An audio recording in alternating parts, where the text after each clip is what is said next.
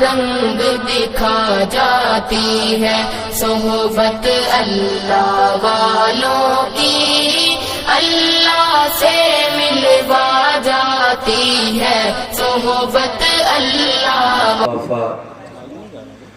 وأصلي وأسلم على نبينا المصطفى وعلى آله وصحبه نجوم الهدى وقادة التقى.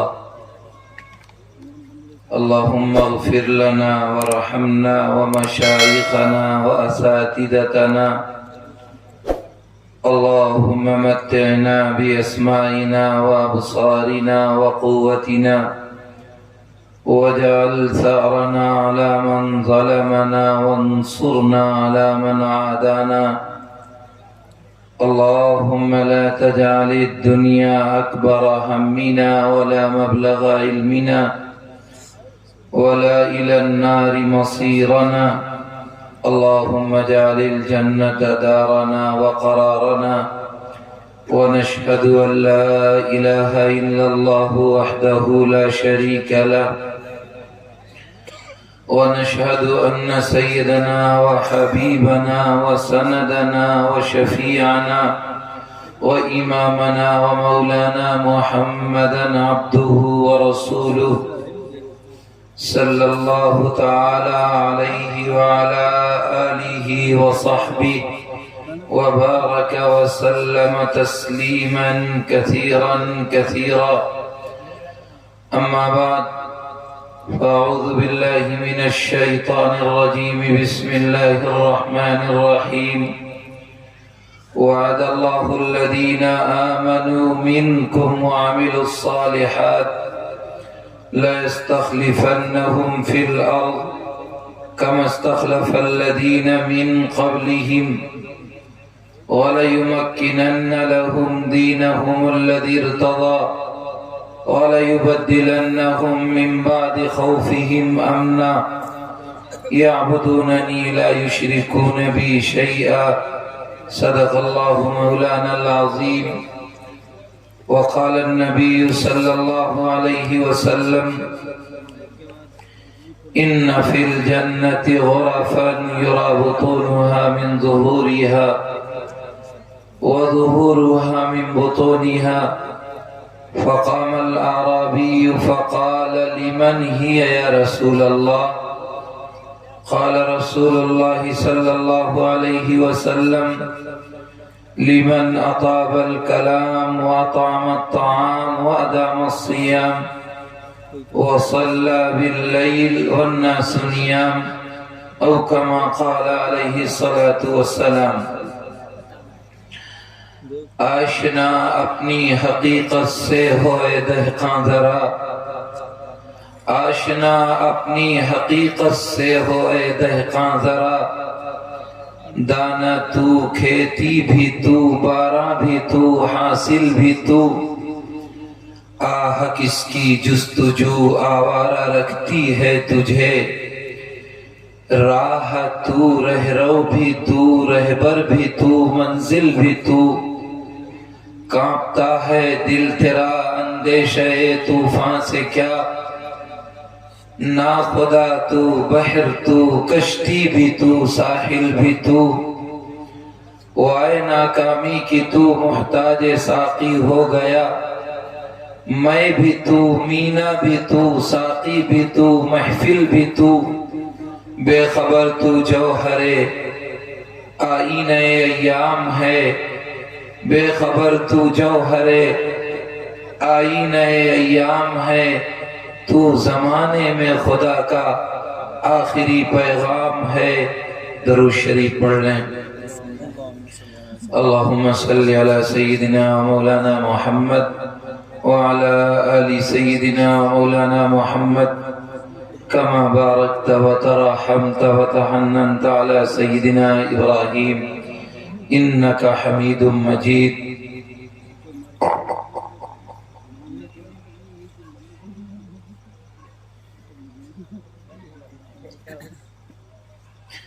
قابل قدر علماء کرام اور بہت ہی معزز سامعین نظام،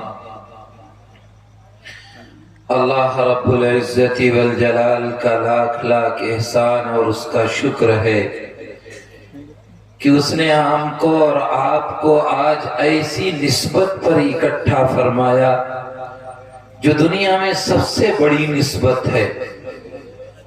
اس سے بڑی نہ کوئی نسبت ہو سکتی ہے اور نہ کوئی امکان ہے. وہ قرآن کریم کی نسبت ہے.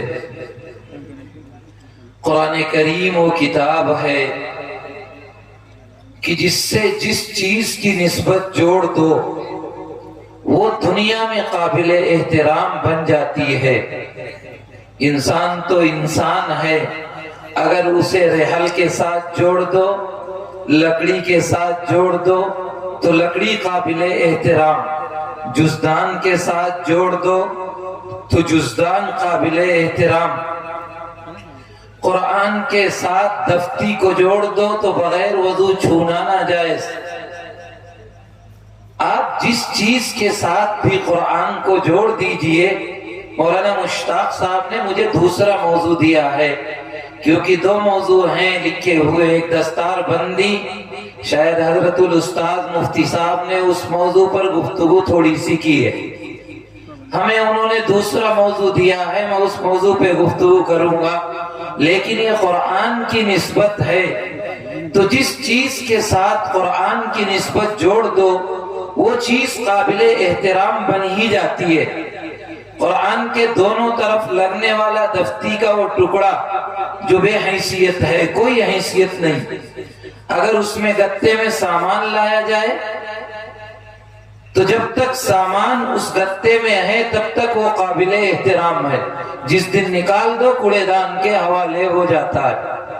لیکن قرآن میں وہی دفتی کا ٹکڑا اگر لگ جائے اور ان اوراق کے ساتھ جڑ جائے جس میں قرآن کی آیتیں لکھی ہوئی ہیں اور مخطوط ہیں تو اس دن سے علماء یہ قابل احترام مفتیان آپ کو فتویٰ دیں گے کہ بغیر وضو اس دفتی کو بھی چھونا ناجائز ہے.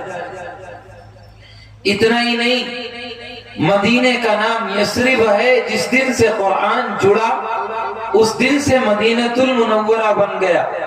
مکہ ہے جو حلائے عرب کا مسکن ہے، لیکن جس دن سے قرآن جڑا مکہ المکرمہ بن گیا. اگر اس سے آگے بات کہہ دی جائے کہ نبی کریم علیہ السلام کی ذات مقدس جو اس روئے زمین پر اشرفیت، اولویت، عالویت ان سے زیادہ کسی کو نہ ہو سکتی ہے اور نہ ہے. لیکن 40 سالہ زندگی دیکھ لیجئے، آپ کو نبوت عطا کی گئی. سیدنا آدم علی نبینا علیہ السلام کے خمیر تیار ہونے سے 1000 سال پہلے، لیکن اظہار سب سے آخر میں کیا گیا. آپ 40 سالہ زندگی گزارتے ہیں مکے کی، آپ یتیم تو ہیں، آپ صادق تو ہیں، آپ سچے تو ہیں، آپ معزز تو ہیں، لیکن سماج کے لیے آپ محمد ہیں، اس سے آگے کچھ نہیں ہے. لیکن جس دن آپ جبل نور کی اس پہاڑی پر غار حرا میں جبریل امین کے واسطے سے اللہ کی طرف سے قرآن مقدس لے کر کے، وہ بار امانت لے کر کے، وہ مقصود زندگی کا لے کر کے آئے اور آپ کو سینے سے لگایا اور فرمایا اقرأ پڑھیے. آپ نے فرمایا ما انا بقارئ، میں تو پڑھا ہوا ہی نہیں.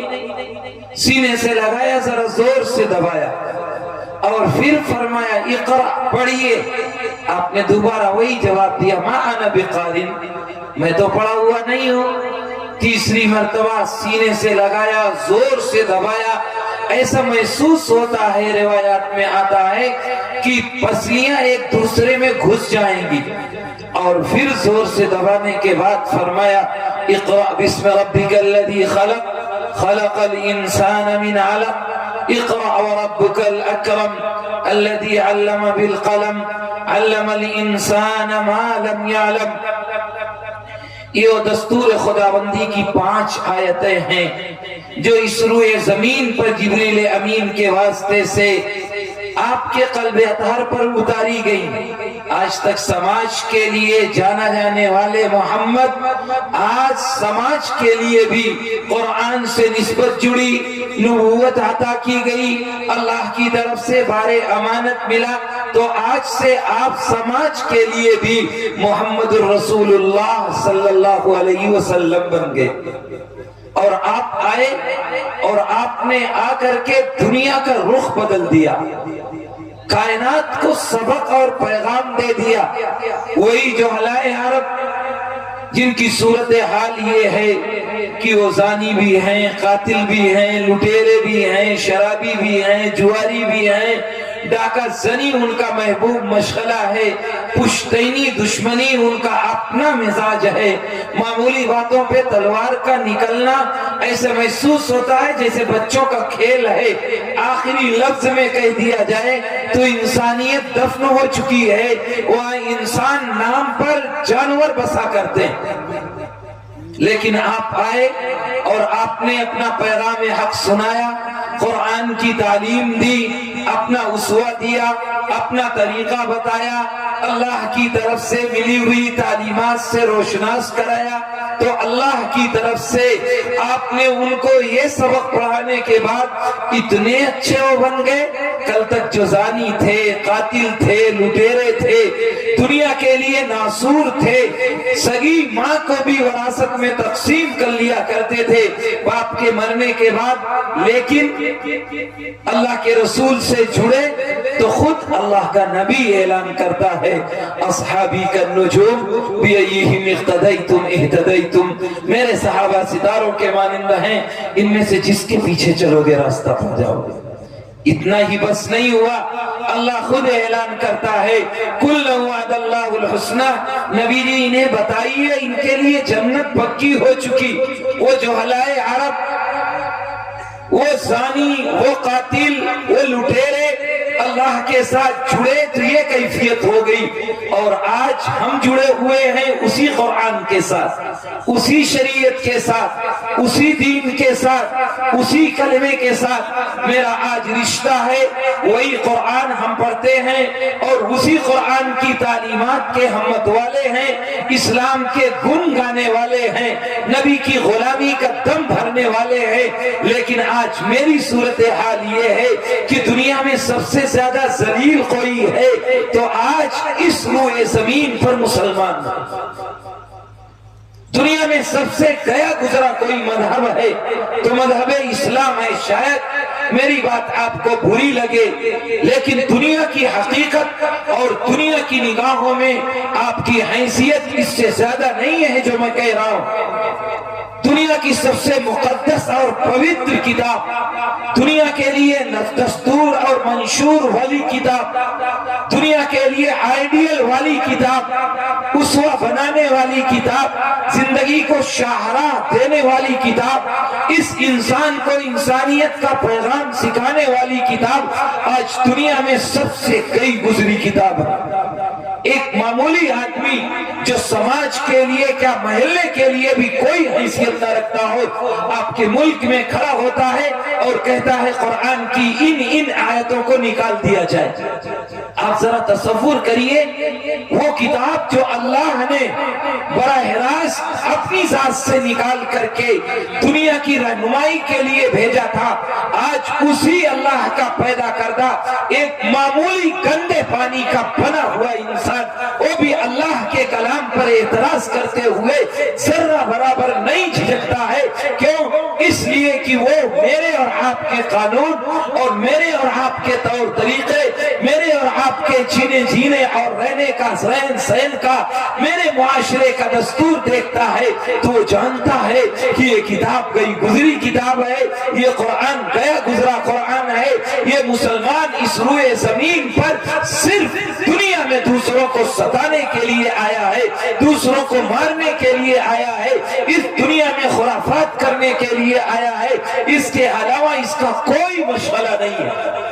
یہ میں اپنی طرف سے نہیں کہہ رہا ہوں، کہ پوری دنیا کا آپ کے لیے سروے ہے، آپ کے لیے پیغام ہے کہ ہم نے اپنے اخلاق سے، اپنے کردار سے، اپنے طور طریقے سے، اپنے رہن سہن سے، اپنے سماج، معاشرے اور تہذیب سے دنیا کو یہ بتا دیا ہے کہ نہ میرا کوئی رول ماڈل ہے، نہ میرا کوئی اسوہ ہے، نہ میرا کوئی نمونہ ہے۔ میں ہر مسلمان اپنے طور پر زندگی گزارنے اور اپنے طور پر جینے کے لیے ایک پلاننگ کر رہا ہے، اس کے لیے اللہ کا رسول کوئی حیثیت نہیں رکھتا۔ آج مسلمان یہ سمجھتا ہے، اور خصوصاً نوجوان، میری نگاہ میں شاید نوجوان زیادہ ہیں یہاں، اگر یہ کہوں کہ ہمارا اور آپ کا آئیڈیل اللہ کے رسول کی ذات ہے، میرے لیے لا اور قانون قرآن کریم کی کتاب ہے، تو میرا ایک نوجوان گاؤں کا یا سماج کا یا شہر کا یہ نہیں بتا سکتا کہ میرے نبی کا آئیڈیل کیا تھا، آپ کیوں آئے تھے، آپ کا بنیادی مشن کیا تھا، آپ کیوں دنیا میں بھیجے گئے تھے۔ اس کا آئیڈیل، اس کا نمونہ، اس کا اسوہ یا تو کوئی کرکٹر ہے، یا کوئی ایکٹر ہے، یا کوئی منافق ہے، یا کوئی فاسق ہے، یا کوئی فاجر ہے، یہ ہر مسلمان کا آئیڈیل ہے، اور نوجوان اسی روش پر چل رہا ہے، اس سے آگے ایک انچ بھی پیچھے ہٹنے کے لیے تیار نہیں ہے۔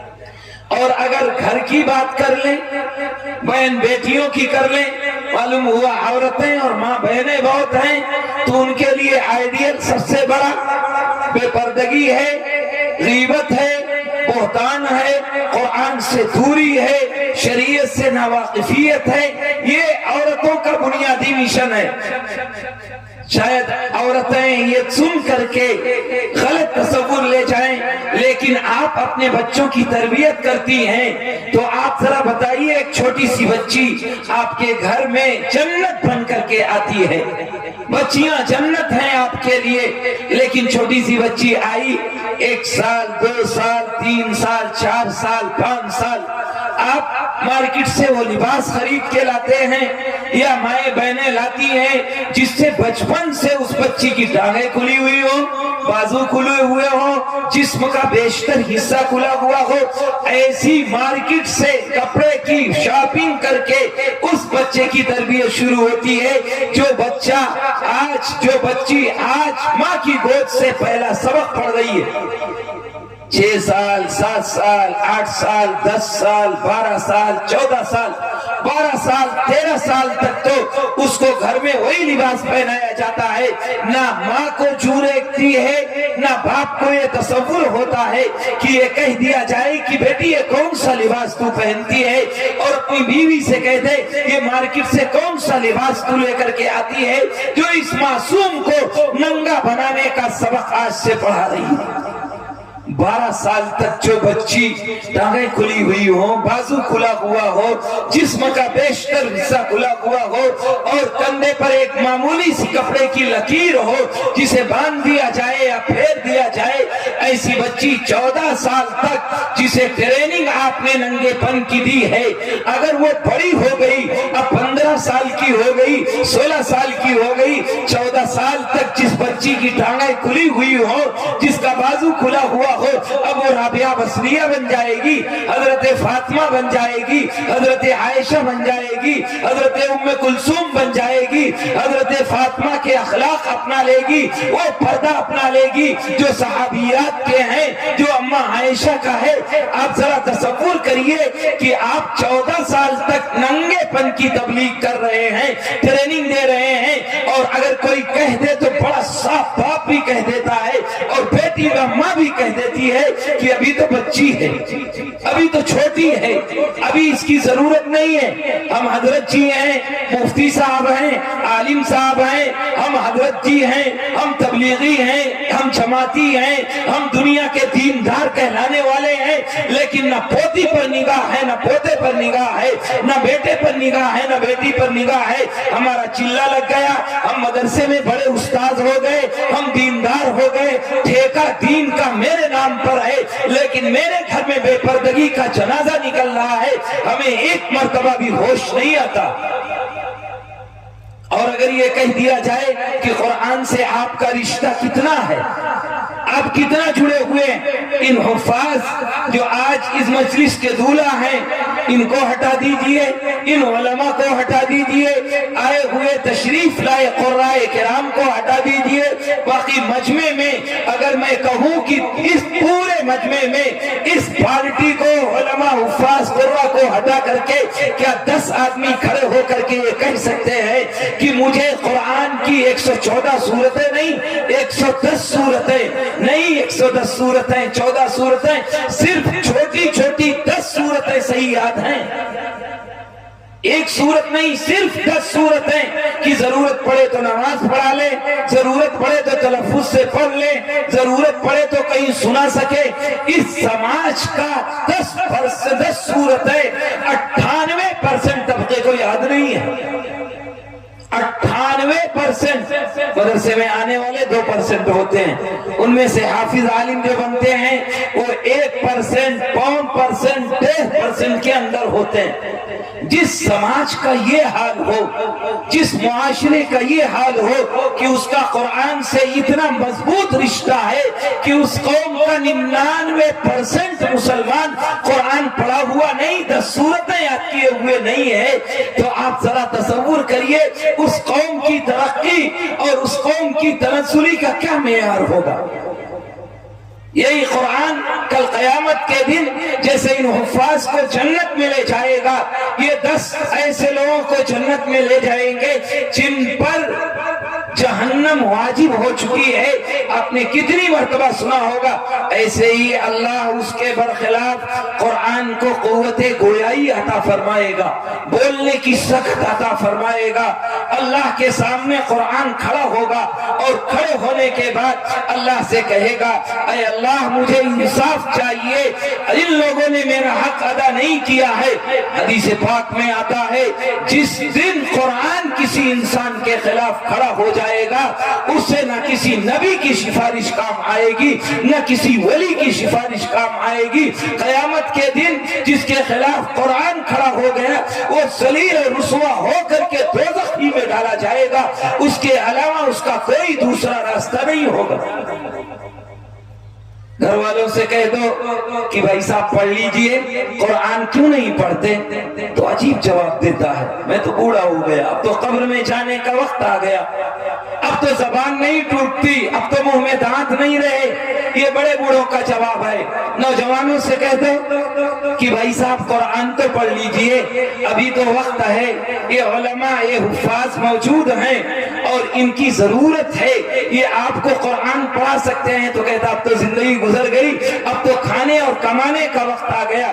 میرے عزیزوں، بڑے بوڑھوں کو عجیب پڑھانا ہے اور چھوٹوں کے لیے، نوجوانوں کے لیے تو 50 رکاوٹیں پیدا ہو جاتی ہیں۔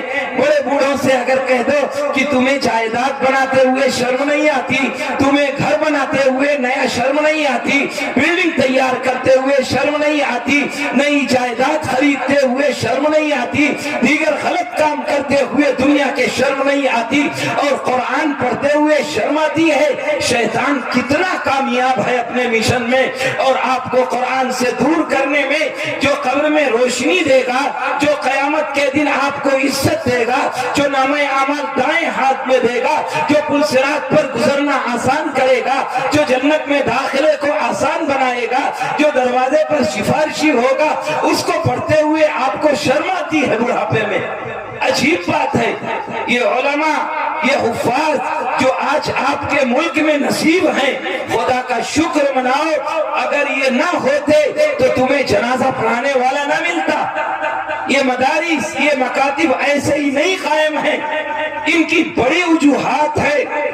مغلیہ سلطنت کا سورج غروب ہو رہا تھا، حالات ناگفتابے تھے، ایک نئی حکومت کا سورج طلوع ہو رہا تھا، انگریز کا تسلط ہو چکا تھا، اور تسلط کے بعد سب سے بڑا مشن انگریز کا یہ تھا کہ اس ملک میں جہاں میری نسلیں پلی بڑی ہیں، جہاں دین کی حفاظت ہوئی ہے، اس نے بڑے بڑے مبلغ بنانے کے اور اپنے ملک سے بڑے بڑے پادری بلائے، اور انہوں نے اپنا مشن شروع کیا کہ اس ملک کے مسلمانوں کو جہاں تمہاری 8 800 سال حکومت رہی ہے، ان مسلمانوں کے بچوں کو عیسائی بنانے کی پلاننگ کی جائے، انہیں فری میں تعلیم دی جائے، انہیں فری میں کھانا دیا جائے، انہیں فری میں وظیفہ دیا جائے، اور ان کے بچوں کی نسلوں کو تباہ و برباد کرنے کی پلاننگ مبلغ اور پادریوں کے ذریعے کی جائے، اس وقت اللہ ان کی قبروں کو ہمارے اکابر کے نور سے بھر دے، حضرت ناناتوی کو کروٹ کروٹ چین نصیب فرمائے،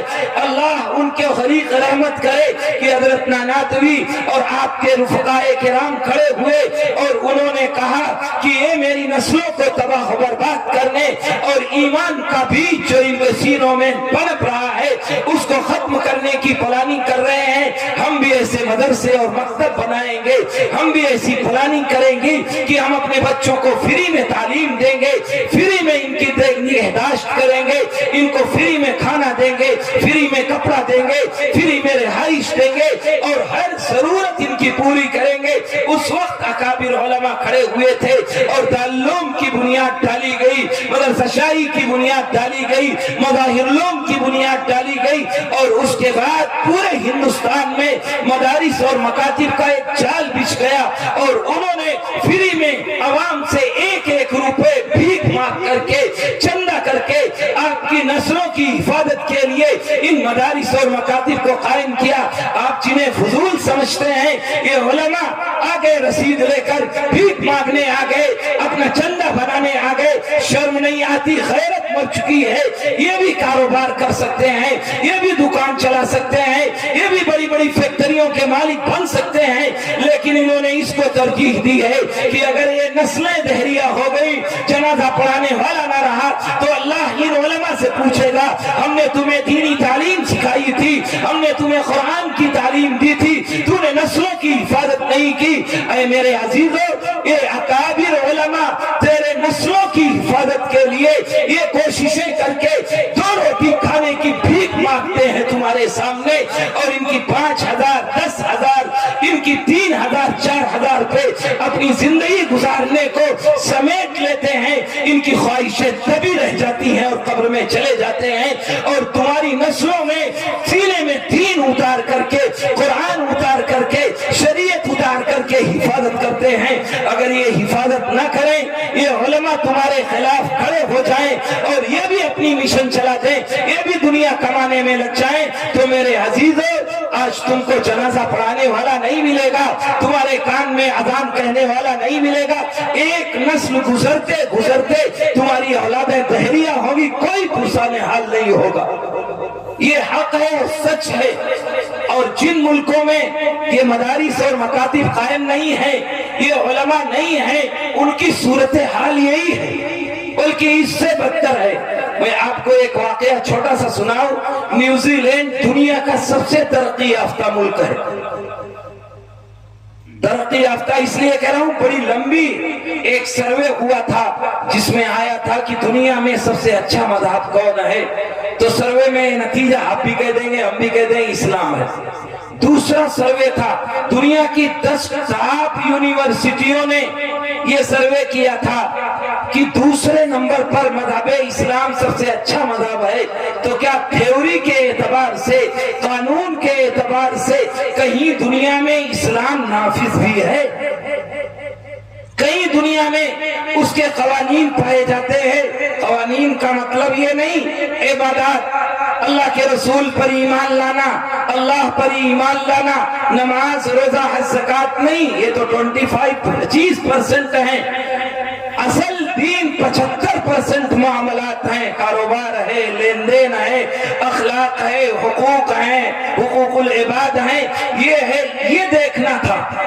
کہتے ہیں کہ جو دوسرا سروے آیا وہ عجیب آیا کہ تھیوری کے اعتبار سے، قانون کے اعتبار سے سب سے زیادہ اسلامی قوانین کہاں نافذ ہیں، تو اس میں جو اول نمبر ملک آیا تھا وہ نیوزی لینڈ ہے، عیسائی ملک ہے، اور 32 عیسائی ملک آئے جہاں اسلامی قوانین سب سے زیادہ نافذ ہے۔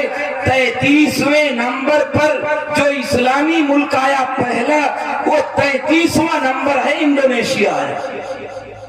آپ ذرا تصور کریے، تو میں اس نیوزی لینڈ کا واقعہ واقعہ بتاتا ہوں آپ کو جہاں اتنا پڑھا لکھا طبقہ اور اسلامی قانون نافذ ہے، وہاں کی صورتحال یہ ہے 19-20 سال ہو گئے ہوں گے، اور جس نے واقعہ بتایا کوئی غیر نہیں، ان کانوں نے ڈائریکٹ اس واقعے کو ان سے سنا، کوئی اور بیچ میں واسطہ نہیں رہا۔ کہتے ہیں بڑے کاروباری ہیں، اسپورٹر ہیں، کہتے ہیں میں 19-20 سال پہلے نیوزی لینڈ گیا اپنے کاروبار کے سلسلے میں، اور جس دن پہنچا وہ دن فرائیڈے جمعے کا دن تھا۔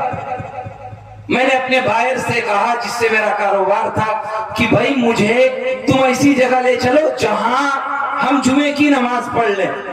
اس وقت نیوزی لینڈ میں کوئی مسجد نہیں تھی، ایک گھر میں لوگ نماز ادا کیا کرتے تھے۔ اس عیسائی نے کہا بھائی مجھے تو نہیں معلوم کہ جمعے کی نماز ہوتی ہے، ہاں ایک گھر ہے جس میں لوگ اکٹھا ہوتے ہیں۔ یہ کہہ کے وہ ان حافظ صاحب کو لے کر کے وہاں گیا۔ حافظ صاحب کہتے ہیں جب میں اس مسجد میں یعنی صلاۃ خانے میں داخل ہوا تو امام صاحب منبر پر بیٹھ رہے تھے۔ ہم جلدی سے وضو کر کے اور جلدی سے صف میں بیٹھ گئے، لیکن جو اگلا منظر نامہ تھا وہ عجیب تھا۔ کہتے امام صاحب اذان ہوئی، خطبے کے لیے کھڑے ہوئے تو انہیں خطبہ یاد نہیں تھا، انہیں جمعہ کا خطبہ یاد نہیں تھا۔ پہلے خطبے کی جگہ سورہ فاتحہ پڑھی، بیٹھ گئے، پھر کھڑے ہوئے، دوسرے خطبے کی جگہ پھر سورہ فاتحہ پڑھا۔ اس طرح 2 مرتبہ سورہ فاتحہ پڑھ کر کے انہوں نے خطبہ پورا کیا اور منبر پر تشریف لائے۔ اور جب منبر پر آئے، منبر سے اتر کر کے محراب میں پہنچے تو پھر عجیب وہی صورتحال۔ کہتے ہیں کہ پہلی رکعت میں انہوں نے 2 مرتبہ سورہ فاتحہ پڑھی، ایک مرتبہ سورہ فاتحہ کی جگہ، ایک مرتبہ سورت ملانے کی جگہ۔ ایک رکعت پوری کی، 2 مرتبہ سورہ فاتحہ پڑھ کر کے، اور پھر پہلی رکعت پوری کی۔ دوسری رکعت کے لیے کھڑے ہوئے تو دوسری رکعت میں بھی 2 مرتبہ سورہ فاتحہ پڑھا۔ انہیں قرآن کی کوئی سورت پورے قرآن میں سے یاد ہی نہیں تھی۔ 2 مرتبہ سورہ فاتحہ پڑھ کر کے بیٹھے اور جمعہ کی نماز پوری کی۔ اب شاید آپ کو ہنسی آئے کہ عجیب آدمی ہے، اسے سورت کوئی یاد ہی نہیں۔ حافظ صاحب کہتے ہیں جمعہ کی نماز پوری ہوئی، میں نے کہا بھائی تمہیں کوئی ایسا آدمی نہیں ہے جسے قرآن یاد ہو اور صحیح طریقے پہ جمعہ پڑھا دیتا؟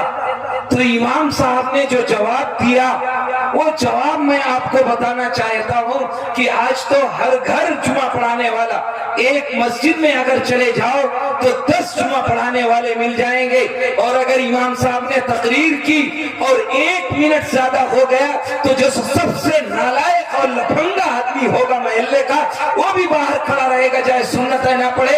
امام صاحب باہر نکلیں گے تو کہے گا امام صاحب 1 منٹ زیادہ، 1 منٹ میں تیری نانی مر رہی تھی، دین کی بات بتا رہا تھا، امام بات پوری نہیں ہوئی تھی۔ لیکن جو سب سے نیچ ہوگا محلے کا وہی امام صاحب کو ٹوکے گا کہ 1 منٹ زائد ہو گئے، آج تاخیر ہو گئی، ذرا آئندہ خیال رکھیے گا۔ گویا ایمان نہیں، سر خرید غلام ہے ہمارا۔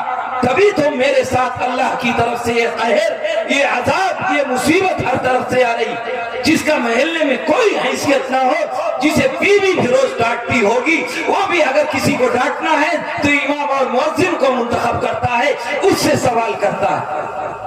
یہ اماموں کے ساتھ میرا رویہ ہے، جو قرآن بھی پڑھاتے ہیں، شریعت بھی سکھاتے ہیں، جمعے کے دن دین کی باتیں بھی بتاتے ہیں، اور قوم اتنی ناہنجار ہو چکی ہے، اتنی نالائق ہو چکی ہے کہ اسے آدھا گھنٹہ دین کی بات سننے کے لیے بھی وقت نہیں ہے۔ یہ کیفیت ہے آج میرے اس سماج کی، جو اپنے کو سب سے مہذب، عزت دار سمجھتا ہے۔ حافظ صاحب کہتے ہیں میں نے ان سے پوچھا کہ ہاں بھائی تمہیں یاد نہیں ہے قرآن صحیح طریقے سے کوئی جمعہ پڑھا دیتا؟ تو انہوں نے عجیب جواب دیا، کہنے لگے خدا کی قسم پورے نیوزی لینڈ میں اس سے زیادہ کسی کو قرآن یاد نہیں ہے۔ پورے نیوزی لینڈ میں اس سے زیادہ کسی کو قرآن یاد نہیں ہے۔ یہ جملہ یہ بتاتا ہے کہ وہاں یہ اکابر یہ علماء نہیں کھڑے ہوئے، انہوں نے مدرسہ اور مکتب نہیں قائم کیا، تو وہاں پڑھا لکھا ہونے کے باوجود، ترقی یافتہ ہونے کے باوجود، دنیا کے لیے نمونہ بننے کے باوجود انہیں سورہ فاتحہ سے زیادہ قرآن یاد نہیں ہے۔ پھر انہی امام صاحب نے کہا، حافظ صاحب کہتے ہیں جنہوں نے بتایا مجھے، کہتے ہیں کہ انہوں نے مجھ سے کہا آپ جمعہ کی نماز پڑھا دیجئے، دوبارہ ہم لوگ پڑھ لیں گے۔ تو میں نے جیسے جمعہ پڑھا جاتا ہے، جیسے ہم آپ پڑھتے ہیں، انہوں نے پڑھا دیا۔ جمعہ کی نماز جب پڑھا دیا صحیح طریقے سے، خطبے کی جگہ خطبہ، فاتحہ کی جگہ فاتحہ، سورت کی جگہ سورت، تو کہتے ہیں سلام پھیرنے کے بعد سنتوں کی تکمیل تک سارے نمازی ایک بھی اٹھ کے نہیں گیا، اور سب نے لائن میں لگ کر کے مجھ سے مصافحہ کیا۔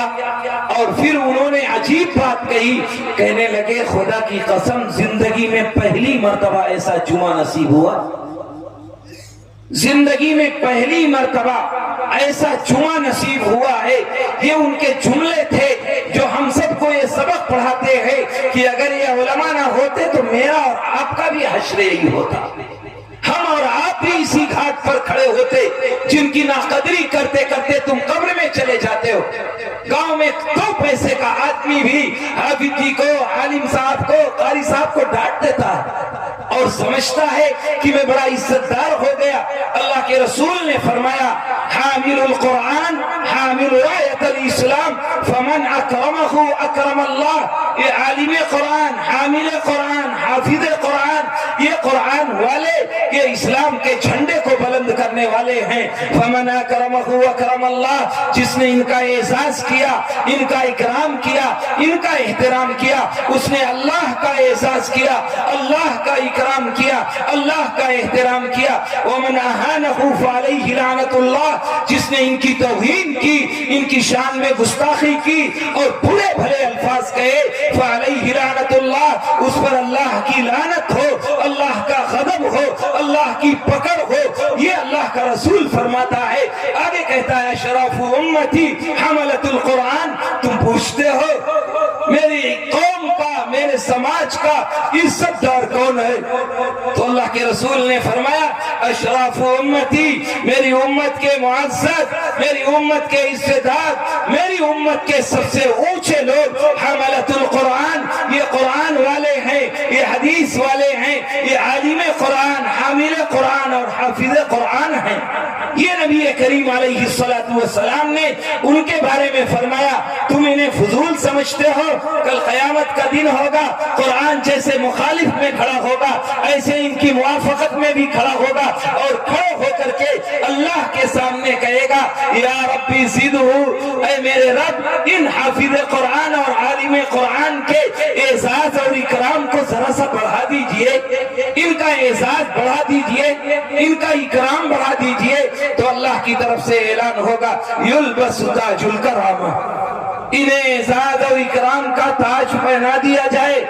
ابھی تاج پہنا کے فرصت ملی، ان قوم کے نہیں سامنے، ان 1000 2000 کے سامنے نہیں، میدان محشر ہوگا، لوگ حالات سے ناگفتہ بے ہوں گے، ہر شخص اپنے اعمال میں پریشان ہوگا۔ اس وقت یہ تاج قرآن اللہ سے سفارش کر کے پہنائے گا۔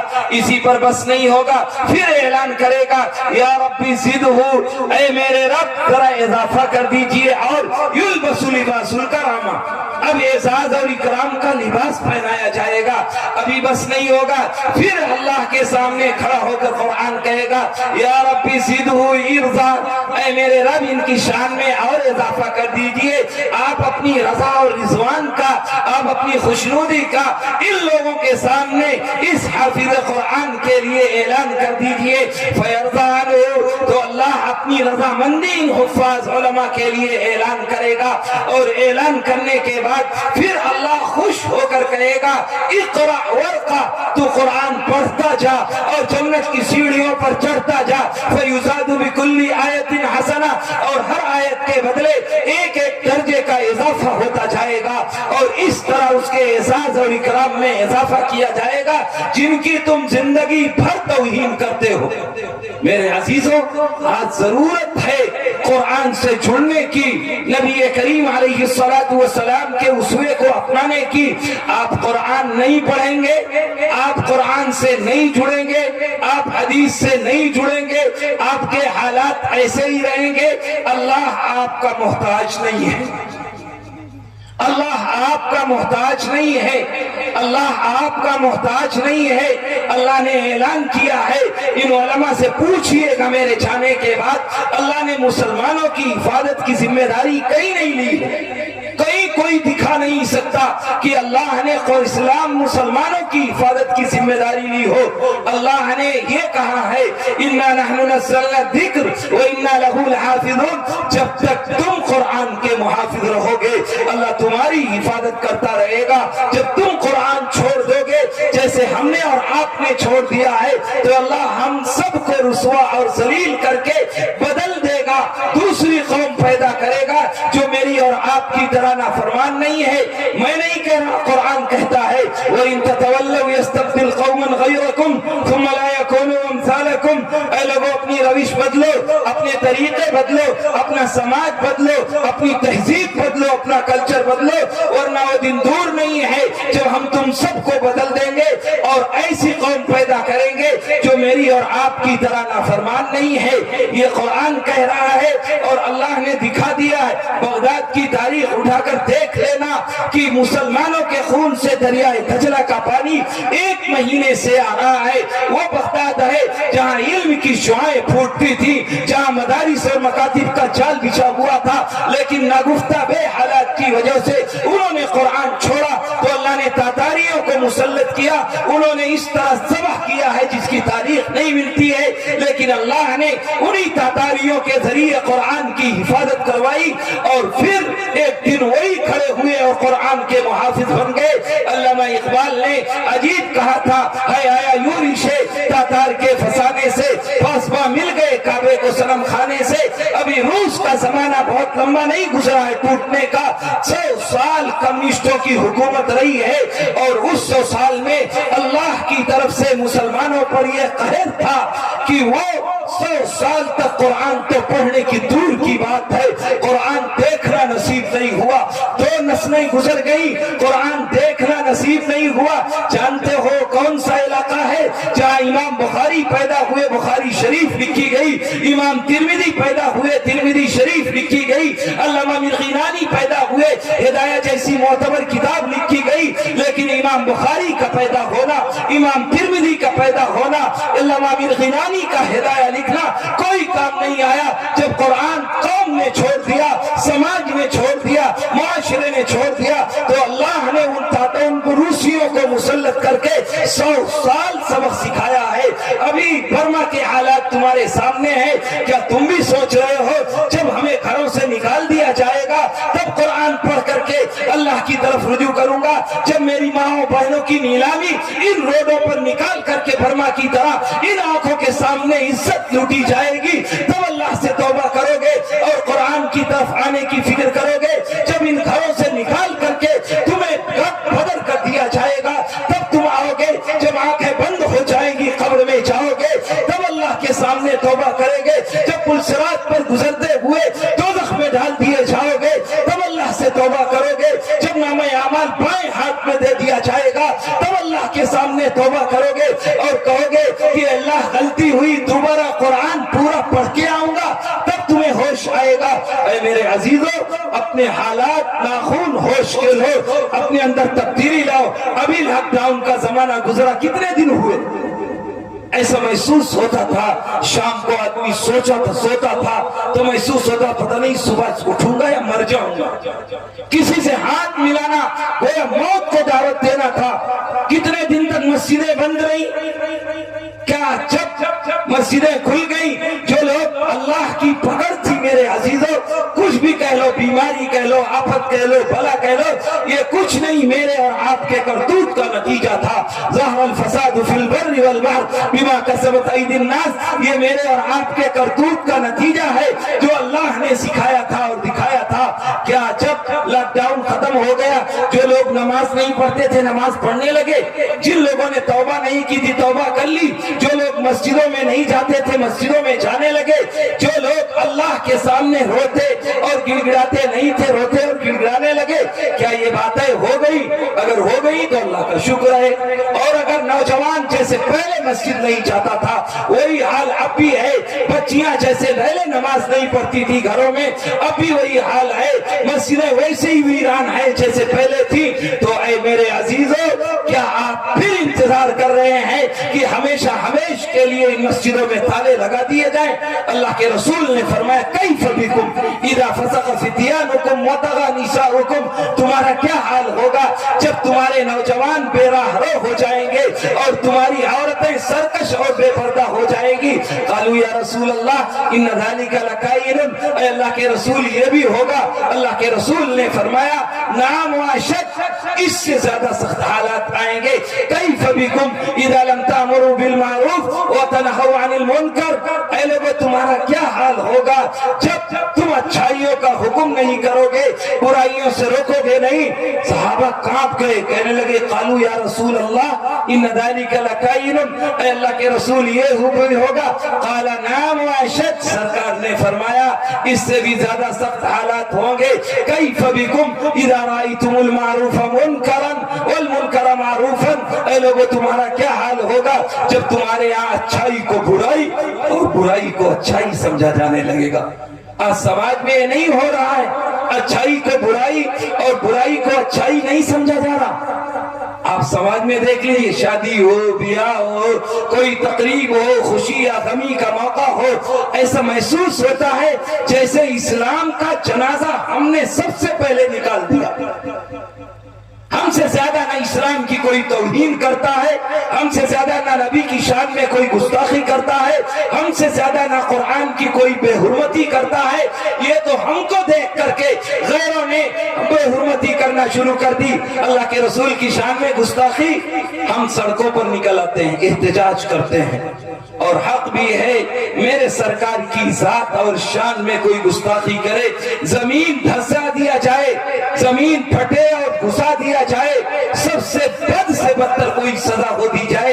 ये हमारा और आपका मिशन और हमारा और आपका मतमहे नजर होता होना भी चाहिए मेरे अजीजों।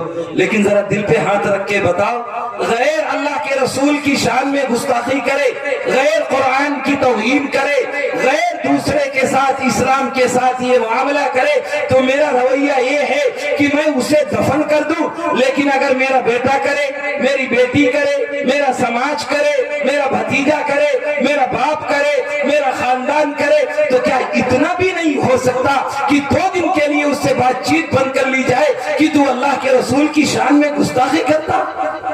ये भी नहीं कर सकता। अपने साथ ये रवैया, दिन भर शान में गुस्ताखी करते रहो, दूसरा करे तो ये रवैया कहाँ का मेरे अजीजों ये इंसाफ है। मेरे नौजवान के लिए आइडियल मॉडल, किसी ने फटी पैंट पहन ली तो मेरा हर नौजवान फटी पैंट पहन के वही लफंगा बनने की कोशिश कर रहा। किसी ने बंदर छाप खिंजीर छाप बाल कटा लिए तो मेरा हर नौजवान इंसान अल्लाह ने बनाया था बंदर बनाने की ट्रेनिंग ले रहा, खिंजीर बनने की कोशिश कर रहा। और इतना ही नहीं, वो छोटा सा 1 साल 2 साल का बच्चा, बूढ़ा दादा और नौजवान बाप उसे नाई की दुकान पे ले जाता है। अल्लाह ने फरमाया अपने नबी की ज़बानी, कुल्लु मौलूदिन युलदु अला फितरतिल इस्लाम, कि हर बच्चा इस्लाम की फितरत पर पैदा होता है। लेकिन बाप नाई की दुकान पे ले जाता है, दादा उसे नाई की दुकान पे ले जाता है और कहता है अल्लाह ने तो इसे इंसान बनाया था, जरा इसे बंदर और खिंजीर बना दे तब घर ले जाऊंगा। ये हर शख्स कर रहा, मैं नहीं कह रहा, शायद आपको बुरा लगे, लेकिन मेरी नस्ल का हाल यही है। और एक मर्तबा भी ना बाप कहता ये शक्ल लेके आया है या बंदर बन के आया, एक मर्तबा भी नहीं कहता। ना बाप कहता है, ना माँ कहती है, ना समाज कहता है, ना मुआशरा कहता है। ये मेरे और आपके हालात है, कब तक चलेंगे? दुनिया की दीगर कौमों को एक नजर डाल के देख लो, अगर वो अपने दीन से 100% दूर थे तो अब 90% अमल कर रहे हैं। और तुम हो मुसलमानों, पहले 50% अमल करते थे दीन पर और शरीयत पर, तो अब 20-20% भी अमल نہیں کر رہے ہو. وہ ترقی پر ہیں جہاں صرف چند گھونسلے ہیں, چند کہاوتیں ہیں, وہ اپنے دین کو اتنا مضبوطی سے پکڑ رہا ہے, اور تم ہو جسے دنیا کا سب سے معزز دین اور مذہب ملا ہوا ہے, تم دن بدن اسلام اور شریعت سے دور ہو رہے ہو. یہ کیا کر رہے ہو مسلمانوں؟ اللہ کے رسول نے فرمایا اذا عظمت امتی الدنیا نزعت منها ہیبۃ الاسلام واذا ترکت الامر بالمعروف والنهی عن المنکر حرمت برکۃ الوحی. اے لوگوں, جب تمہارے دلوں میں دنیا کی عظمت آ جائے گی, دنیا کا احترام آ جائے گا, دنیا کی قدر آ جائے گی, تو اللہ تعالیٰ اسلام کا رعب, اسلام کا دبدبہ, اسلام کی شان و شوکت ختم کر دے گا. وَإِذَا تَرَكَتِ الْأَمْرَ بِالْمَعْرُوفِ وَالنَّهْيِ عَنِ الْمُنكَرِ حَرُمَتْ بَرَكَةُ الْوَحْيِ. اور جب تم اچھائیوں کا حکم کرنا چھوڑ دو گے, برائیوں سے روکنا چھوڑ دو گے, تو اللہ کا رسول کہتا ہے اللہ قرآن اور حدیث کی برکت اٹھا لے گا. وَإِذَا تَصَافَتْ أُمَّتِي سَقَطَتْ فِي عَيْنِ اللَّهِ. اور جب تم آپس میں گالم گلوچ کرنے لگو گے, ایک دوسرے کو برا بھلا کہنے لگو گے, ایک دوسرے کی عیب جوئی کرنے لگو گے, غیبت کرنے لگو گے, بہتان لگانے لگو گے, گالیاں دینے لگو گے, تو یہ امت جو اللہ کے رسول کی محبوب امت ہے اللہ کی نگاہوں میں گر جائے گی. کیا وہ وقت نہیں آ گیا؟ آج دنیا میرے دلوں میں آئی, اسلام کی عظمت ختم ہو گئی, آج اچھائی اور برائی کی تمیز مٹی, اللہ نے قرآن اور حدیث کی برکت اٹھا لی, ہم نے گالم گلوچ محبوب مشغلہ بنا لیا. تو یہ امت جس کے بارے میں اللہ کا نبی کہہ کر کے چلا گیا ہے کہ جب تک یہ امت جنت میں داخل نہیں ہوگی, کسی نبی کی امت کو اللہ جنت میں جانے کی اجازت نہیں دے گا. ذرا شکلیں دیکھو اپنی, ذرا لباس دیکھو, ذرا گریبان میں جھانک کے دیکھو, انہی صورت و شکلوں میں حوض کوثر پر جام کوثر پیو گے اور جاؤ گے, فرشتے روک لیں گے کہ روک دو اس کو. اللہ کا رسول کہے گا یہ میرے امتی ہیں, آپ کیا کر رہے ہیں؟ تو کیا جواب دیں گے فرشتے؟ اللہ کے رسول یہ وہ ہیں جو تیری توہین کیا کرتے تھے, تیری شان میں گستاخی کیا کرتے تھے, اسلام کا مذاق گھروں میں اڑایا کرتے تھے. اللہ کا رسول کہے گا سحقن سحقن, انہیں بھگا دو بھگا دو. دنیا تو گئی تھی مسلمانوں, آخرت بھی چلی جائے گی. جو کچھ ہے, کتنے عزت دار ہو دنیا میں, چلی جائے گی. دوسری روایت میں اللہ کا رسول فرماتا ہے اذا ذهب الصدق ورفعت الامانه واستخف في الصلاه وظهر اللواطه والزنا وتشبه الرجال بالنساء فلينتظروا امر الله يا عباد الله. اے لوگوں, جب سچائی کا جنازہ نکل جائے, جب امانت میں خیانت ہونے لگے, جب مسجدوں میں ڈھیل دی جانے لگے, جب مرد عورت بننے کی کوشش کرنے لگے, عورتیں مرد بننے کی کوشش کرنے لگے, جب زنا اور لواطت عام ہو جائے, اور جب بے پردگی کا جنازہ نکل جائے, پردے کا جنازہ نکل جائے, فَلْيَنْتَظِرُوا أَمْرَ اللَّهِ يَا عِبَادَ اللَّهِ. اے اللہ کے بندو, اللہ کے عذاب کا انتظار کرنا. کیا سچائی کا جنازہ نہیں نکل گیا ہے؟ کیا امانت میں خیانت نہیں ہو رہی ہے؟ کیا مسجدوں میں ڈھیل نہیں دی جا رہی ہے؟ کیا مرد عورت بننے کی کوشش نہیں کر رہا؟ کیا عورتیں مرد بننے کی کوشش نہیں کر رہی ہیں؟ آج آپ ذرا تصور کر کے دیکھیے کہ 24 گھنٹے میں کیا آدھا گھنٹہ آپ کا گھر, آپ کا سماج, آپ کا خاندان, آپ کا قبیلہ ایسا ہے کہ 24 آورس نہیں کہہ رہا ہوں, صرف آدھا گھنٹے گھر والے قرآن کی تلاوت کرتے ہیں. اگر عورتوں سے کہہ دو تو کہتی ہے ٹفن بنانا ہے, بچے کا لباس بنانا ہے, تیار کرنا ہے, پریس کرنا ہے, اسکول بھیجنا ہے. ہم نے مان لیا کہ چلو وہ مصیبت کا وقت ہے, صبح کا گھر کا ناشتہ تیار کرنا ہے, ظہر کے بعد کون سا ناشتہ تیار ہوتا ہے, عصر کے بعد کون سا ہوتا ہے, مغرب کے بعد کون سا ہوتا ہے, عشاء کے بعد کون سا. 24 گھنٹے میں میرے گھر میں آدھا گھنٹہ بھی قرآن نہیں پڑھا جاتا. ہر چیز پہ باپ گرفت کرتا ہے, گھر کا ذمہ دار ڈانٹتا ہے, ٹیوشن نہ جائے تو ڈانٹے گا, ہوم ورک نہ کرے گا ڈانٹے گا, سبزی غلط لائے تو ڈانٹے گا, ہر غلط کام کاروبار گھر کا نہ کرے ڈانٹے گا. لیکن گھر میں تلاوت نہ ہو, ایک مرتبہ بھی گھر کا گارجین نہیں کہتا کہ میرے گھر میں تلاوت کیوں نہیں ہوتی. آدھا گھنٹہ نہیں نکلتا, 10 منٹ دین کے نام پر آپ کے گھر میں نکالا جاتا ہے کہ کیا آپ سب پوری فیملی کے ممبر اکٹھا ہو اور آخری وقت سونے لگے تو بچے, بچیاں, جوان, بوڑھا, ہر آدمی گھر میں بیٹھے اور اپنے علماء سے کوئی کتاب منتخب کرا لیں اور اس کتاب کو پڑھ کر کے اور سن کر کے بستر پر جائیں. کیا ایسا گھر والے کرتے ہیں؟ 10 منٹ دین کے نام پر نہیں نکلتا, آدھا گھنٹے تلاوت کے نام پر نہیں نکلتا, بچیاں بھی نہیں کرتی, جوان تو کرتا ہی نہیں, گھر کی عورتیں نہیں کرتی.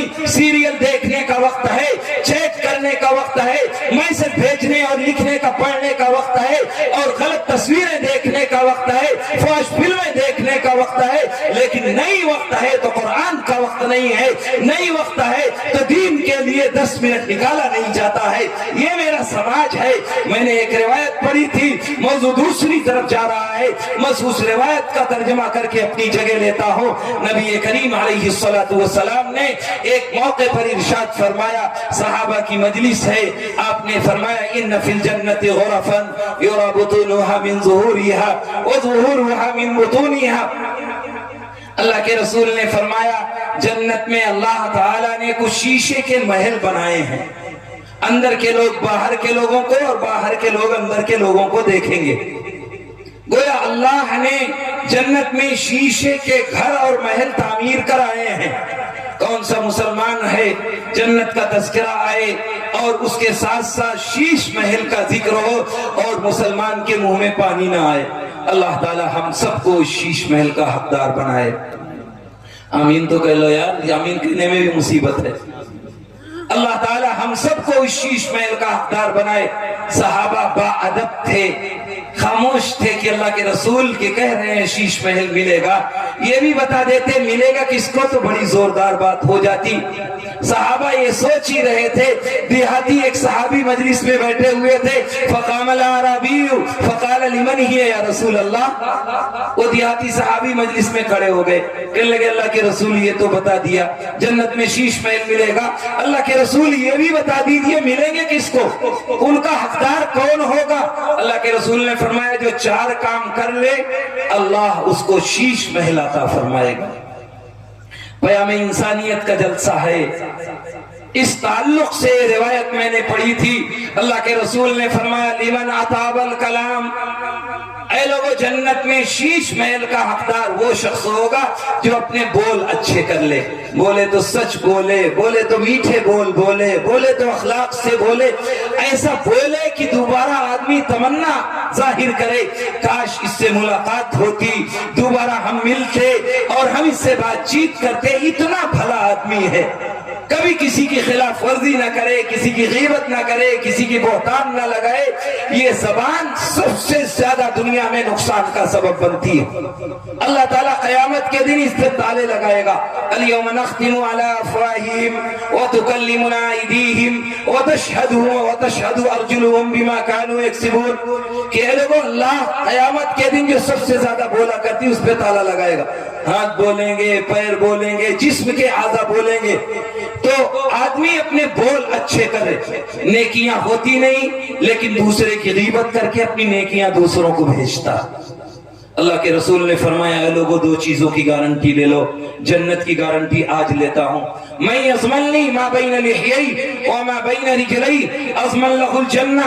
اللہ کے رسول نے فرمایا جو شرمگاہ کی حفاظت کی ذمہ داری لے لے اور زبان کی حفاظت کی ذمہ داری لے لے, میں اس کے لیے جنت کی گارنٹی لیتا ہوں. پردھان جی کی بات نہیں ہے کہ انہوں نے کہہ دیا ہے, نیتا جی کا قول نہیں ہے کہ انہوں نے آپ کی گارنٹی لی ہے, اس صادق مصدوق کا قول ہے کہ زمین اپنی جگہ سے ٹل سکتی ہے, آسمان اپنی جگہ سے ہل سکتا ہے, لیکن فرمان نبوی غلط نہیں ہو سکتا.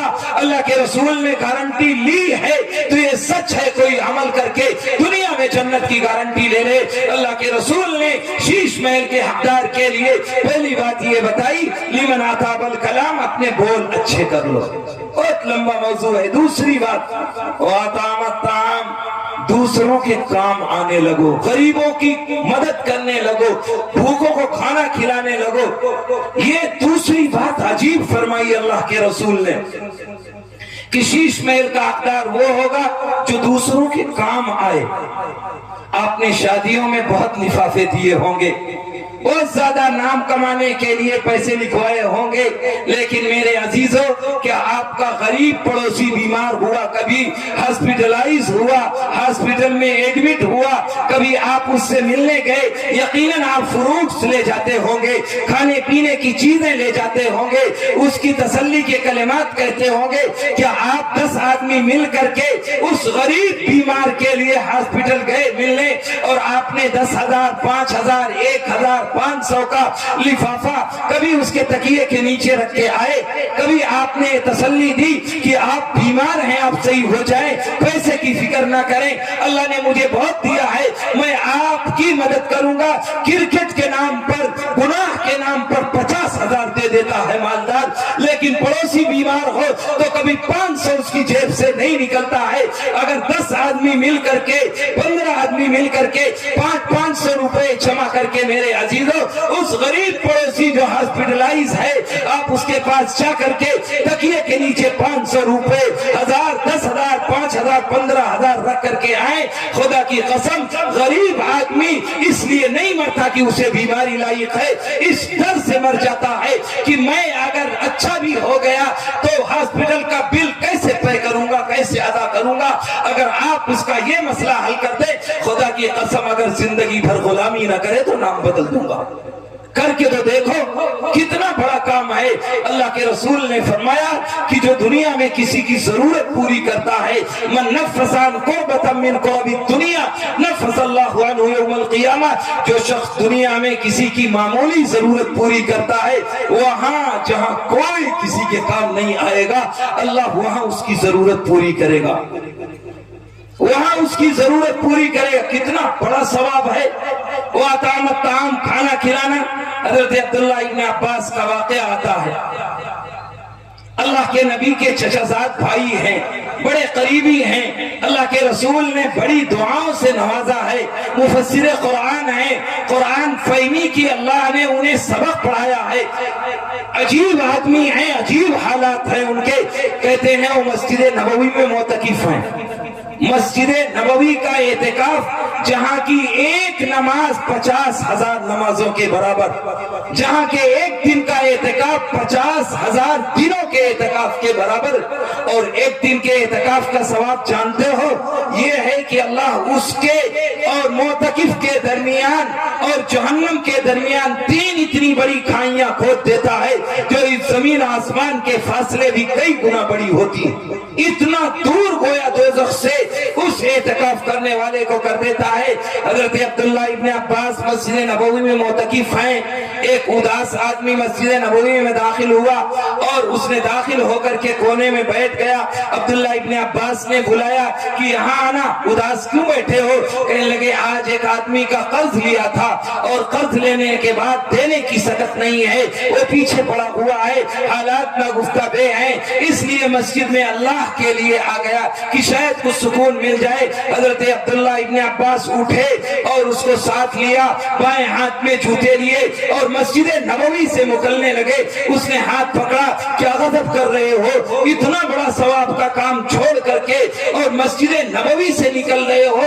رمضان المبارک کا اعتکاف ہے، قربان چاہیے ان چچا زاد بھائی عبداللہ ابن عباس پر۔ انہوں نے اللہ کے رسول کی قبر کی جانب اس انگلی سے اشارہ کیا اور فرمایا کہ اے وہ شخص، میں نے اس صاحب قبر صلی اللہ علیہ وسلم کو یہ فرماتے ہوئے سنا ہے کہ اگر کوئی کسی انسان کی معمولی ضرورت پوری کرنے کی کوشش کرتا ہے، معمولی ضرورت پوری کرنے کی کوشش کرتا ہے تو اللہ اسے 10 سال کے اعتکاف کا ثواب عطا فرماتے ہیں۔ ایک دن کا نہیں، 10 سال کا اعتکاف۔ تم پڑوسی کی کتنی ضرورت پوری کرتے ہو؟ پڑوسی کی بیماری، شادی کے لیے بیٹی تیار ہوتی ہے، تم کتنا چپکے سے تعاون کرتے ہو؟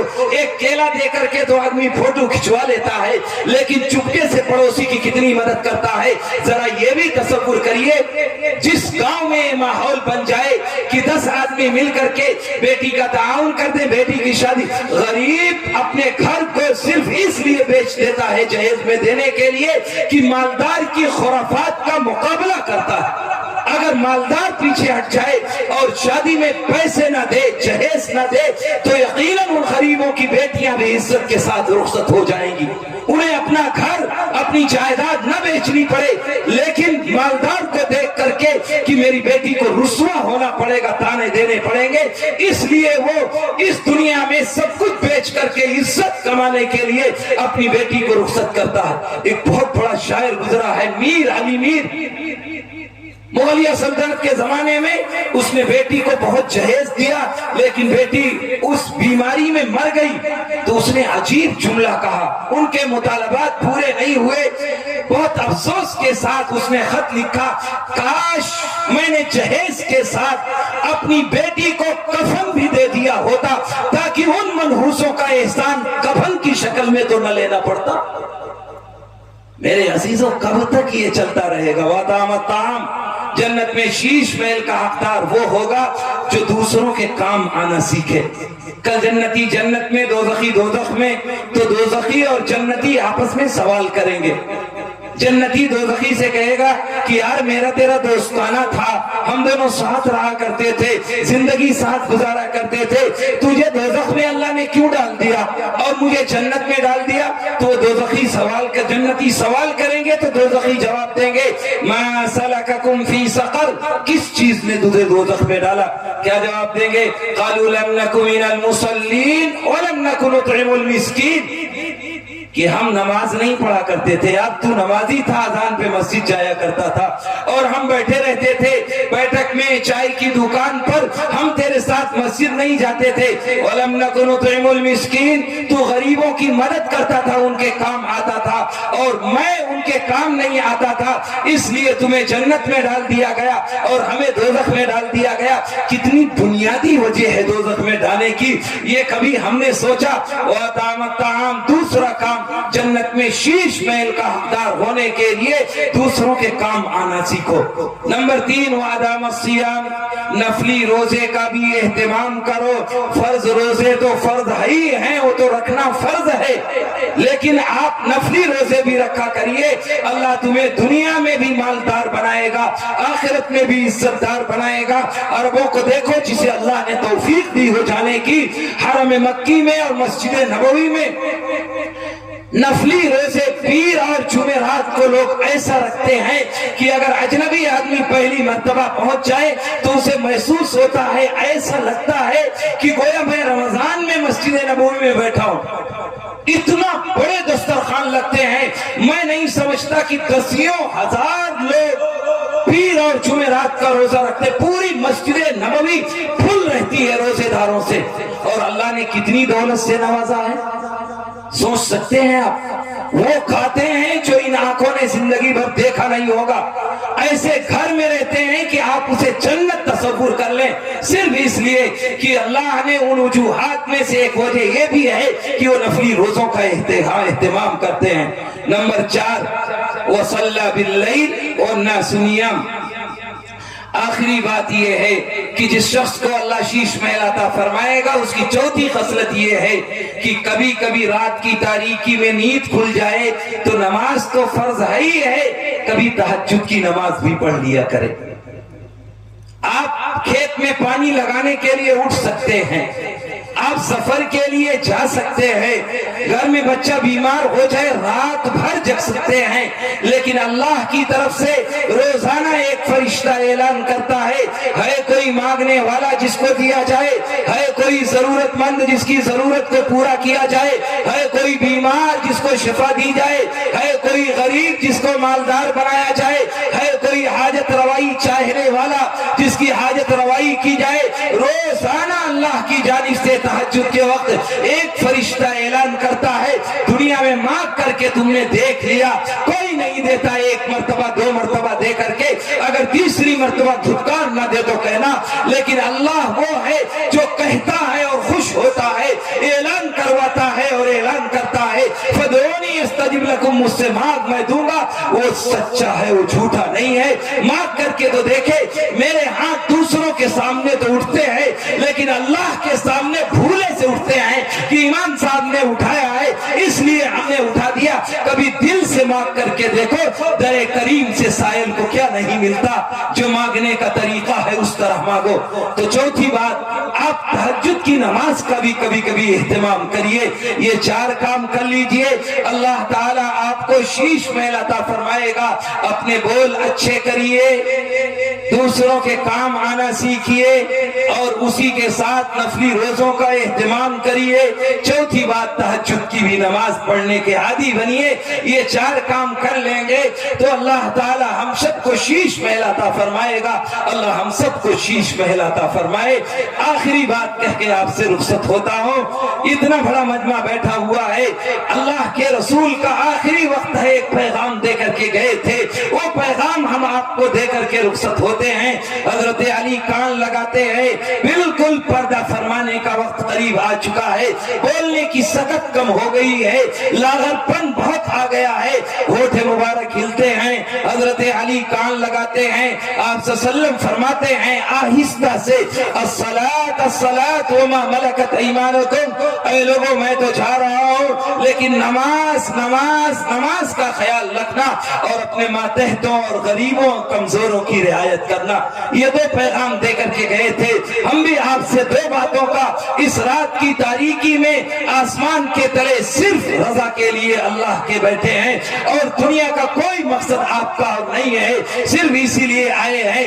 آج اس اجلاس میں، تاریخی اجلاس میں، یہ عہد کر کے اٹھیے کہ اب تک جو چھوٹی میری ماں بہنیں بھی سن رہی ہیں اور آپ حضرات بھی سن رہے ہیں، اب تک جو نمازیں چھوٹی چھوٹی، اب تک جو کوتاہی ہوئی، لیکن اب انشاءاللہ نماز پڑھنے کی کوشش کریں گے۔ اگر کبھی چھوٹ جائے، سو جاؤ تو جب اٹھو پڑھ لو، قضا ہو جائے جب گھر آؤ پڑھ لو، کہیں چلے جاؤ بھول چوک ہو جائے جب توفیق ملے پڑھ لو، لیکن پڑھنے کی عادت ڈالو، دھیرے دھیرے نماز کے عادی بن جاؤ گے۔ ہر شخص ہاتھ اٹھا کے وعدہ کرے کہ اب تک جو چھوٹی ہے یقیناً چھوٹ گئی، لیکن اب کبھی نماز نہیں چھوڑیں گے۔ ہاں بھائی پڑھیں گے انشاءاللہ کہیں، عورتیں بھی انشاءاللہ کہیں، بھائی پڑھیں گے انشاءاللہ، بھائی انشاءاللہ کہیں۔ اور دوسرا کام، اب تک دوسروں اور پڑوسیوں کو ستا کر دیکھ لیا میرے عزیزوں، اب کچھ دن ہمدردی، محبت اور پیار بانٹ کے دیکھ لو، اپنے ماتحتوں کی رعایت کرنا، اپنے غریبوں کے کام آنا سیکھ لو، جو کچھ طاقت ہو۔ میں نہیں کہتا تم لٹا دو اپنا، 2 روپے کی طاقت ہے 2 روپے کی مدد کرو، 1 روپے کی طاقت ہے 1 روپے کی، نہیں طاقت ہے آج کسی غریب کو ادھر سے ادھر لے جانا ہے، اسے پہنچا دو، کسی کا تعاون کر دو۔ خدا کی قسم اگر یہ صفت اپنا لو تو یہ قوم جو دوسری ہے ہماری دشمن ہے، یہ تو پتھر کو پوجتی ہے، آپ کو نہیں پوجے گی، آپ کو بھی پوجے گی، لیکن شرط یہ ہے کہ ایک پتھر کی بھی تقدیر بدل سکتی ہے، شرط یہ ہے کہ قرینے سے تراشا جائے۔ پتھر بھی بت بن جاتا ہے، ترس اخلاق تو بڑھاؤ۔ کتنے واقعات میں آپ کو سنا سکتا ہوں ابھی یہی کہ ایک اخلاق کی بنیاد پر مسلمان دوسری برادری باضابطہ اسلام میں داخل ہو گئی۔ اخلاق کا پہلو نہیں بیان کر رہا تو ہر آدمی ہاتھ اٹھا کے وعدہ کرے کہ اب تک جو چوک ہوئی لیکن اب دوسروں کے کام آنے کی کوشش کریں گے۔ ہاں بھائی کریں گے، آپ نیت کریں، نیتوں کو بدلنا اللہ کا کام ہے، میرے آپ کے بس میں نہیں ہے۔ آپ نیت کریں، تدبیر، اسباب، یہ اللہ کی طاقت ہے، اللہ کرے گا۔ اسی لیے میں نے علامہ اقبال کے اشعار پڑھے تھے کہ تم سے زیادہ کوئی محترم دنیا میں ہے ہی نہیں، جب تک تم ہو اللہ دنیا باقی رکھے گا، جس دن تم آنکھ بند کرو گے اللہ تعالیٰ دنیا کو بھی ختم کر دے گا، کیونکہ اللہ کا نام لینے والا نہیں رہے گا تو اللہ دنیا کو بھی نہیں رکھے گا۔ میں نے پڑھا تھا، آشنا اپنی حقیقت سے ہوئے دہقاں ذرا، دانا تو، کھیتی بھی تو، بارہ بھی تو، حاصل بھی تو، آہ کس کی جستجو آوارہ رکھتی ہے تجھے، راہ تو، رہرو بھی تو، رہبر بھی تو، منزل بھی تو، کانپتا ہے دل تیرا اندیشے طوفان سے کیا، نا خدا تو، بحر تو، کشتی بھی تو، ساحل بھی تو، وہ ناکامی کی تو محتاج ساقی ہو گیا، میں بھی تو، مینا بھی تو، ساقی بھی تو، محفل بھی تو، بے خبر تو جوہر آئین ایام ہے، بے خبر تو جوہر آئین ایام ہے، تو زمانے میں خدا کا آخری پیغام ہے۔ اللہ تعالی ہم سب کو کہنے سے زیادہ عمل کی توفیق عطا فرمائے۔ یہ انگلی جو دوسروں کی طرف اٹھا کرتی ہے اللہ اپنے عیبوں کی جانب اٹھانے والا بنائے، آمین۔ وآخر دعوانا ان الحمدللہ رب العالمین۔ آپ درود شریف پڑھ لیں۔ اللہم صلی علی سیدنا مولانا محمد وعلی آل سیدنا مولانا محمد كما باركت وترحمت وتعننت على سيدنا إبراهيم إنك حميد مجيد. اللهم آنس وحشتنا في قبورنا. اللهم ارحمنا بالقرآن العظيم واجعله لنا إماما ونورا وهدى ورحمة. اللهم ذكرنا منه ما نسينا وعلمنا منه ما جهلنا وارزقنا تلاوته آناء الليل وأطراف النهار واجعله لنا حجة يا رب العالمين. اللهم ربنا آتنا في الدنيا حسنة وفي الآخرة حسنة وقنا عذاب النار وقنا عذاب القبر وقنا عذاب الحشر وقنا عذاب الحشر وقنا عذاب الحشر وقنا من فتنة الدجال وادخلنا الجنة مع الأبرار وادخلنا الجنة مع الأبرار وادخلنا الجنة مع الأبرار يا عزيز يا غفار. اللهم ربنا ظلمنا أنفسنا وإن لم تغفر لنا وترحمنا لنكونن من الخاسرين. اللهم ربنا لا تحملنا ما لا طاقة لنا به. اللهم ربنا لا تحملنا ما لا طاقة لنا به.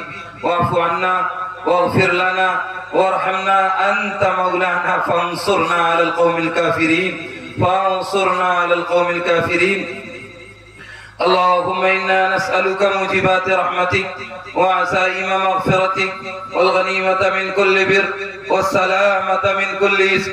اللهم لا تدع لنا ذنبا إلا غفرته ولا هما إلا فرجته ولا دينا إلا أديته ولا مريضا إلا شفيته ولا مسافرا إلا أويته ولا حاجة من حوائج الدنيا والآخرة هي لك رضا إلا قضيتها يا أكرم الأكرمين يا أرحم الراحمين. اے اللہ ہم سب کے گناہوں کو معاف فرما. اے اللہ ہماری لغزشوں سے صرف نظر فرما. اے اللہ کوتاہیوں کو دور فرما. اے اللہ اپنا قرب نصیب فرما. اے اللہ اپنی محبت عطا فرما. اے اللہ اپنے مقرب بندوں میں شامل فرما. اے اللہ اپنی رضا والے اعمال کی توفیق عطا فرما. اے اللہ اپنی رضا والے اعمال کی توفیق عطا فرما.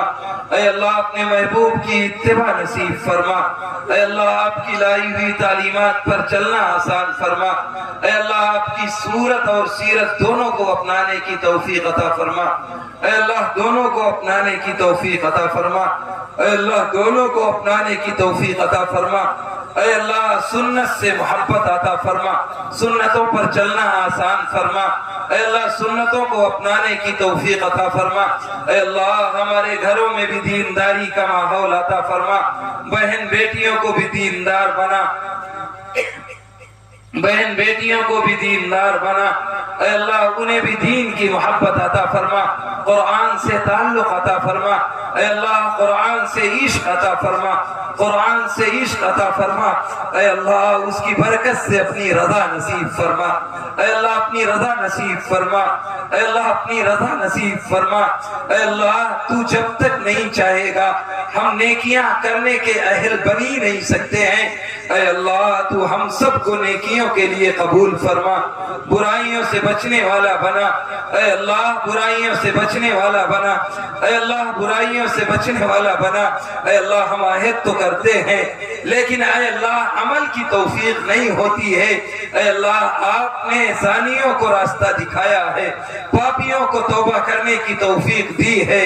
اے اللہ تو نے گمگشتہ راہ انسانوں کو بھی سیدھا راستہ دکھایا ہے. اے اللہ بتوں کے سامنے جھکنے والوں کو بھی تو نے اپنا محبوب بنایا ہے. اے اللہ ہم بھی توبہ کرتے ہیں تیرے سامنے. اے اللہ ہم سب کو بھی اپنے محبوبوں میں شامل فرما لے. اے اللہ اپنے وہ کام کرنے کی توفیق عطا فرما دے جس سے آپ راضی ہوتے ہیں, آپ کی رضا مقصود ہے. اے اللہ ان کاموں کی توفیق عطا فرما.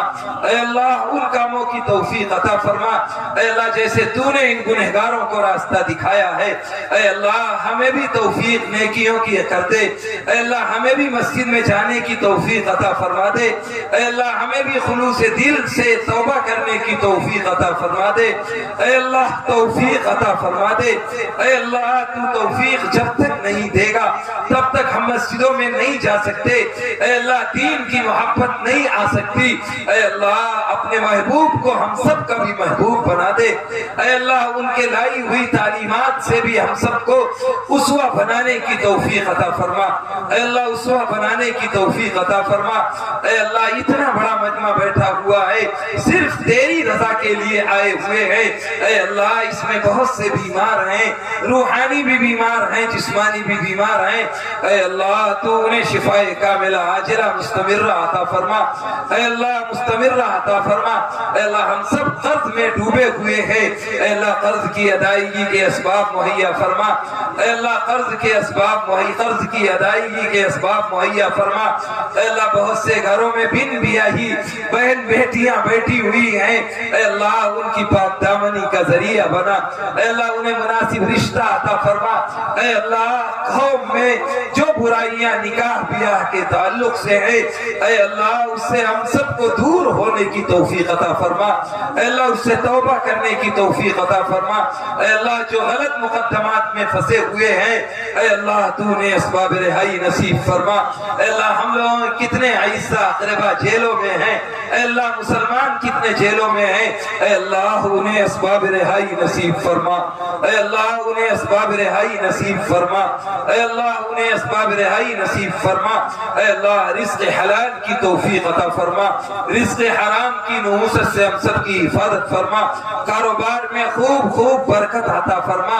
اے اللہ ہماری نسلوں میں دین کی بقا کا فیصلہ فرما، اے اللہ تو دوسروں سے دین کی حفاظت کرا سکتا ہے، اے اللہ تو دوسروں سے حفاظت کرا سکتا ہے، تاریخ بتاتی ہے جو قوم نافرمان ہوئی، اے اللہ تو نے اسے چھوڑ دیا، اے اللہ دوسروں کو دین کے لیے قبول فرما لیا، اے اللہ اگر آپ نے کنارہ کشی اختیار کر لی تو اے اللہ ہماری نسل تہریہ ہو جائے گی، اے اللہ ہماری نسلوں میں دین کی بقا کا فیصلہ فرما، اے اللہ نسلوں کو دیندار بنا، مسلمان بنا، اے اللہ اپنے شعار اپنانے کی توفیق عطا فرما، اے اللہ یہ بڑا مجمع آیا ہوا ہے، اے اللہ دین کی نسبت پر بیٹھے ہوئے ہیں، اے اللہ جن لوگوں نے مجلس سجائی ہے، اے اللہ ہم کیا بدلہ دے سکتے ہیں، اے اللہ آپ انہیں اپنی شایع نشان بدلہ عطا فرما دیجئے، اے اللہ انہیں اپنی شایع نشان بدلہ عطا فرما دیجئے، اے اللہ جنہوں نے کسی بھی طرح تعاون کیا ہے،